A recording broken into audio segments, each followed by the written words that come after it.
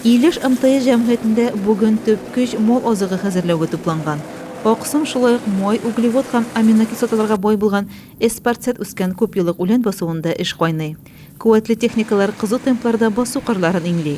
Ә инде техникаларның килде эшләвендә баш инженер Динар Габдрахмановның роле зур. Бүгенге көндә Илеш МТС җәмгыятендә мал азыгы әзерләү эшләре башкарыла. Самоходный косилка Макдонда Гарифуллин Расил катнаша, Дон 680 комбайнда Фазулин Ревенер һәм ташучы машиналар Газон Некста Шафиков Рузиль һәм МАЗ машинасында Мухаммединов Фанил катнаша. Трамбовкада К700 тракторында Шайбаков Флорис. Макдон жапкан ике покосны берләштерүче Касимов Алмаз МТЗ 82 тракторында Ворошилка белән ике покосны берләштерә. Эшләр башкарыла 27 гектарлы эспарцет басуында. Эш сәгате 8-дән башлана һәм кичке 10-га хәтлем эшләйбез. Көненә 3 тапкыр ашау каралган. Теләп каласы килә. Дальше да әйбәт итеп шушылай җитәрлек кадәр мал азыгы җитештереп, техникалар ватылмаенча әйбәт итеп эшләүләрен. Бүгенге көнгә җәмгыять егетләре тарафыннан 101 тонна печән,